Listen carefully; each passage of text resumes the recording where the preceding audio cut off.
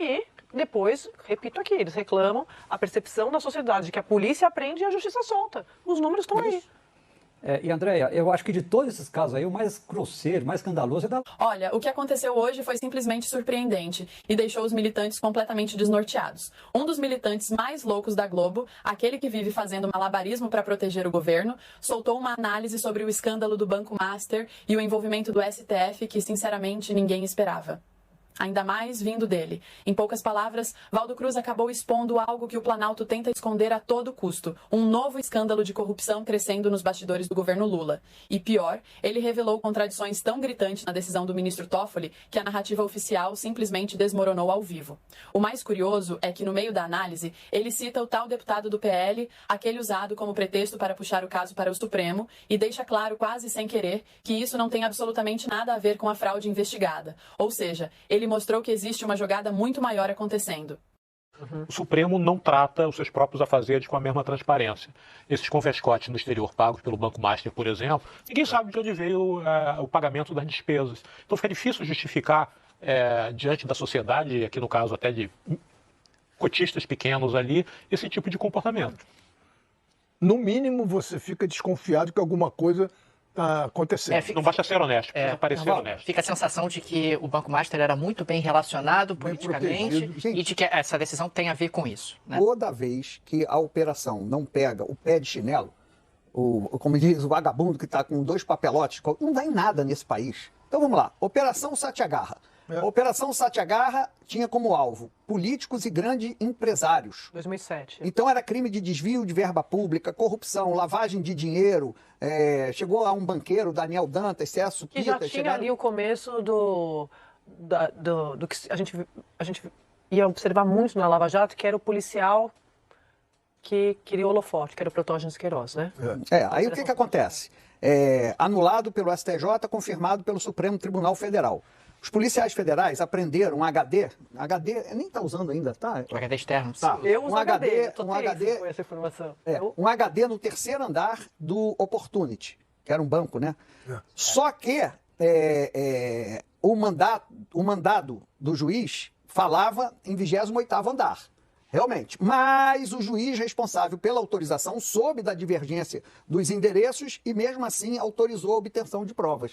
Mas a Justiça entendeu que violou o direito constitucional de inviolabilidade domiciliar. Castelo de Areia, grande operação, anulada também. No STJ. Oi? No STJ. Isso, anulada no STJ. Investigação mirava fraudes envolvendo a empreiteira Camargo Correia, né, e seus braços políticos. Decretada também porque a Polícia Federal começou a investigar a partir de uma denúncia anônima, que é vetado pela Constituição. Boi Barricada. Boi Barricada, eu já vi muita gente ser presa pelo Disque Denúncia. Aliás, um excelente trabalho que o Disque Denúncia fez. Mas era pé de chinelo, era sequestrador, era bandido, mas tudo bem.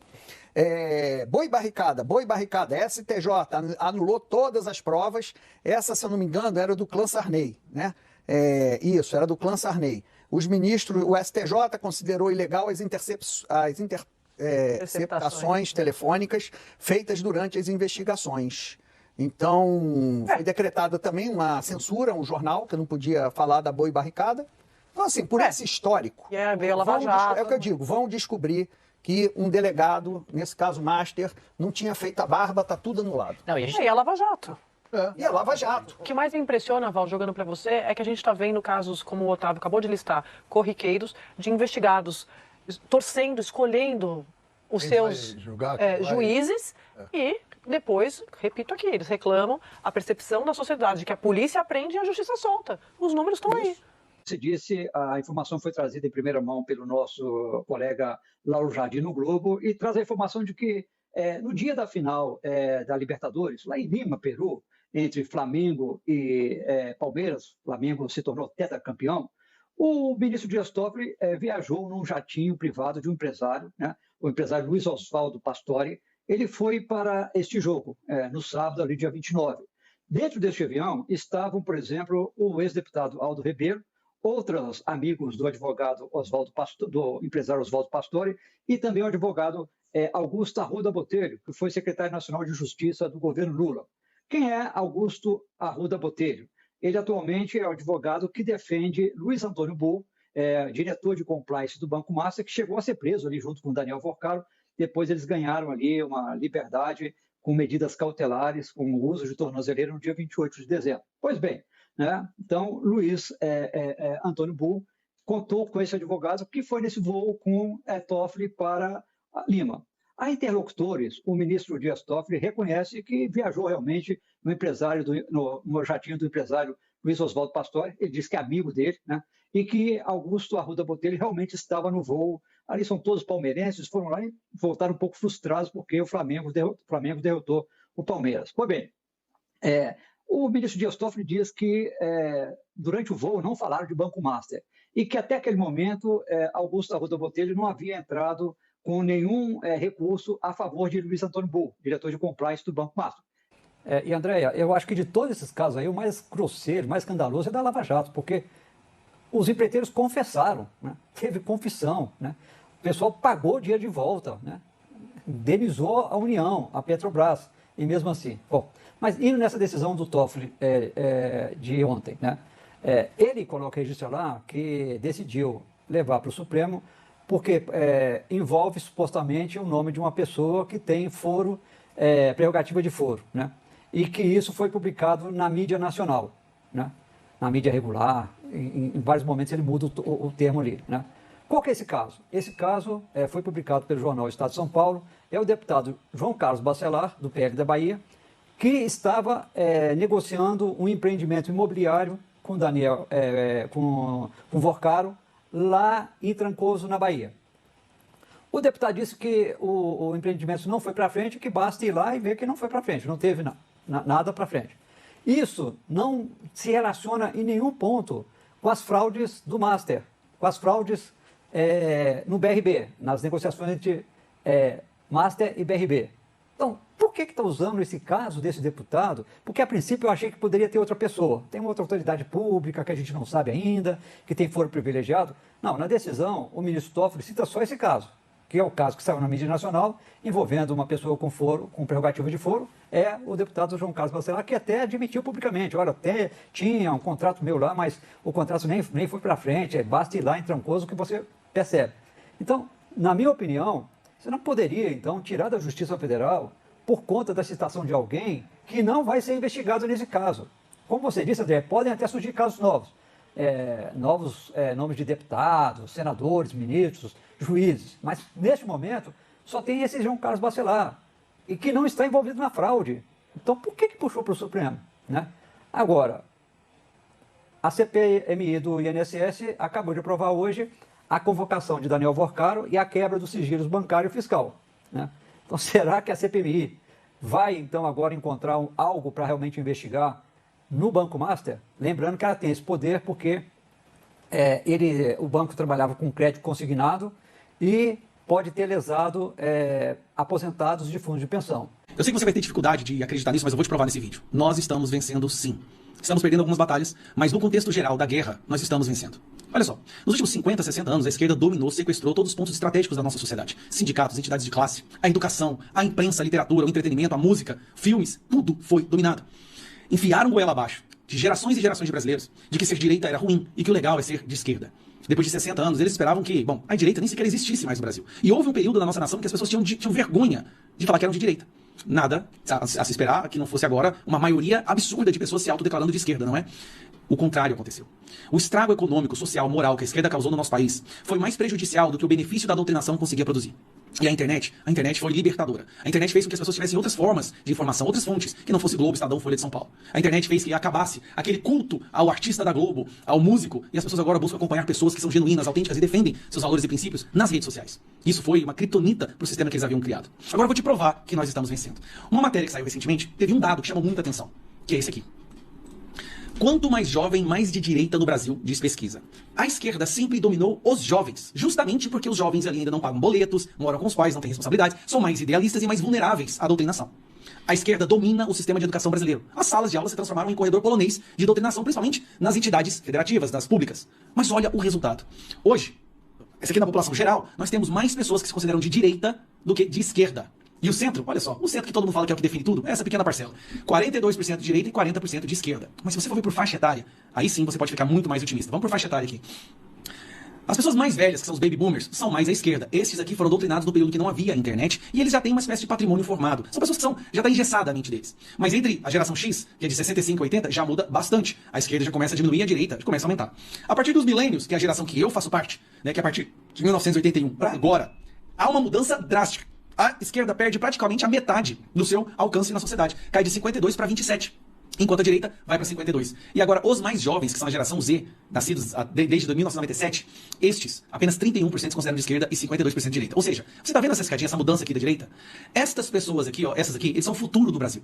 O futuro do Brasil é direita. E não é só direita, é muito a direita. É uma maioria esmagadora a direita. Isso aqui me impressionou. Porque quando a gente vê o que acontece nas faculdades federais, a doutrinação na sala de aula, eu esperava que esse número fosse ser bem menor. E aí, começa a pensar, por quê? Essas pessoas aqui, ó, elas estão tentando começar a vida delas. Aqui, ó, estão formando suas famílias. Pessoas de 45 anos para mais. Estão tentando formar famílias, comprar suas casas, pagar seus boletos. Esses aqui estão tentando entrar no primeiro emprego. Eles estão percebendo que é impossível sobreviver no Brasil hoje. Esses aqui lembram ainda dos bons tempos, quando a esquerda esbanjou dinheiro. Agora não tem mais, agora tem um país quebrado. E eles entendem que quem quebrou o Brasil foi 14, 15, 16 anos de PT no governo. Esse número, pra mim, é o que mais me animou nessa semana. É saber que, embora agora a gente possa estar meio abatido, perseguição, prisão ilegal, eu tô entendendo que o sistema tá fazendo isso porque eles estão num desespero de sobrevivência. Eles também entendem que o futuro, eles não vão ter essa capacidade. A direita vai dominar, e não é dominar por uma margem pequena, não. Vai ser uma dominação completa. E eles vão ter que instaurar uma ditadura. E aí que entra a nossa briga. É aí que entra as pessoas que estão dispostas a lutar pela liberdade. Então, assim, estamos vencendo sim. Nós estamos, aos poucos, libertando as mentes das pessoas. É por isso que eu gravo tanto vídeo, é por isso que eu me esforço, porque isso pra mim é a batalha mais importante de todas. A batalha que vai definir a guerra no final das contas. Se nós libertarmos a maioria das mentes, pode ter certeza que a esquerda vai morrer não por causa de uma eleição, mas por causa de décadas, de mudanças de gerações, entendendo, sendo esclarecida, se libertando desse calabouço ideológico e voltando a pensar com bom senso. Porque pra mim o que esse gráfico mostra, na verdade, não é nem direita ou esquerda, é o bom senso, é a razoabilidade contra uma ideologia assassina, perversa e diabólica.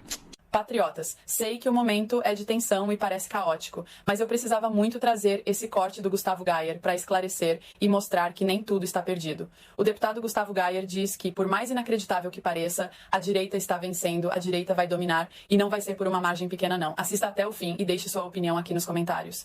Eu sei que você vai ter dificuldade de acreditar nisso, mas eu vou te provar nesse vídeo. Nós estamos vencendo sim.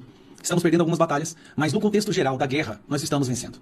Olha só, nos últimos 50, 60 anos, a esquerda dominou, sequestrou todos os pontos estratégicos da nossa sociedade. Sindicatos, entidades de classe, a educação, a imprensa, a literatura, o entretenimento, a música, filmes, tudo foi dominado. Enfiaram goela abaixo de gerações e gerações de brasileiros de que ser direita era ruim e que o legal é ser de esquerda. Depois de 60 anos, eles esperavam que, bom, a direita nem sequer existisse mais no Brasil. E houve um período da nossa nação que as pessoas tinham vergonha de falar que eram de direita. Nada a se esperar que não fosse agora uma maioria absurda de pessoas se autodeclarando de esquerda, não é? O contrário aconteceu. O estrago econômico, social, moral que a esquerda causou no nosso país foi mais prejudicial do que o benefício da doutrinação conseguia produzir. E a internet foi libertadora. A internet fez com que as pessoas tivessem outras formas de informação, outras fontes, que não fosse Globo, Estadão, Folha de São Paulo. A internet fez que acabasse aquele culto ao artista da Globo, ao músico, e as pessoas agora buscam acompanhar pessoas que são genuínas, autênticas e defendem seus valores e princípios nas redes sociais. Isso foi uma criptonita para o sistema que eles haviam criado. Agora eu vou te provar que nós estamos vencendo. Uma matéria que saiu recentemente teve um dado que chamou muita atenção, que é esse aqui. Quanto mais jovem, mais de direita no Brasil, diz pesquisa. A esquerda sempre dominou os jovens, justamente porque os jovens ali ainda não pagam boletos, moram com os pais, não têm responsabilidades, são mais idealistas e mais vulneráveis à doutrinação. A esquerda domina o sistema de educação brasileiro. As salas de aula se transformaram em corredor polonês de doutrinação, principalmente nas entidades federativas, das públicas. Mas olha o resultado. Hoje, essa aqui na população geral, nós temos mais pessoas que se consideram de direita do que de esquerda. E o centro, olha só, o centro que todo mundo fala que é o que define tudo, é essa pequena parcela. 42% de direita e 40% de esquerda. Mas se você for ver por faixa etária, aí sim você pode ficar muito mais otimista. Vamos por faixa etária aqui. As pessoas mais velhas, que são os baby boomers, são mais à esquerda. Estes aqui foram doutrinados no período que não havia internet e eles já têm uma espécie de patrimônio formado. São pessoas que já está engessada a mente deles. Mas entre a geração X, que é de 65 a 80, já muda bastante. A esquerda já começa a diminuir, a direita já começa a aumentar. A partir dos milênios, que é a geração que eu faço parte, né, que é a partir de 1981 para agora, há uma mudança drástica. A esquerda perde praticamente a metade do seu alcance na sociedade. Cai de 52 para 27.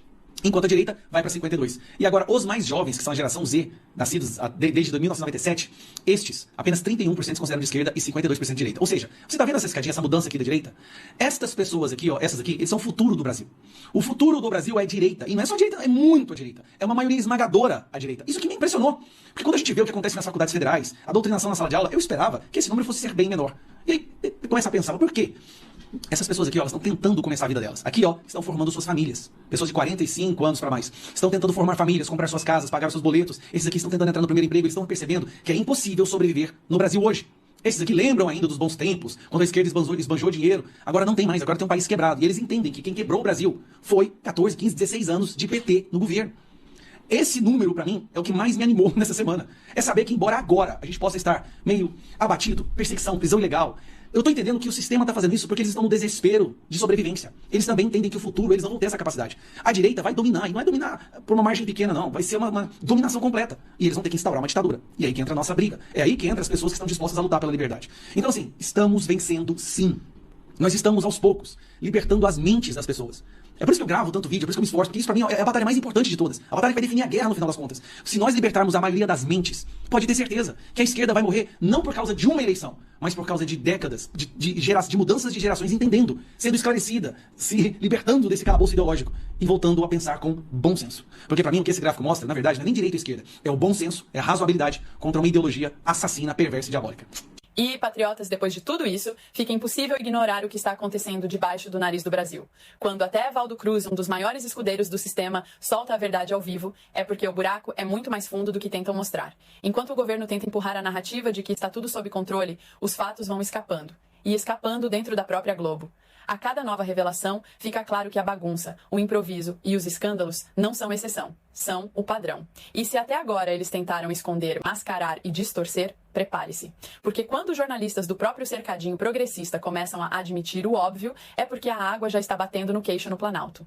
Agora eu quero saber a sua opinião. Você acha que esse escândalo do Banco Master vai virar uma bomba nas mãos do governo? Ou a militância vai tentar abafar mais essa como sempre? Comenta aqui embaixo, eu leio todos. E claro, se inscreve no canal, ativa o sininho, deixa o like para fortalecer esse vídeo e compartilha para mais gente entender o que a mídia tradicional tenta esconder. Se puder, torne-se membro e ajude essa voz a continuar firme, livre e sem amarras. Um beijo carinhoso, fiquem com Deus e até o próximo vídeo, porque o Brasil não descansa. E a verdade menos ainda.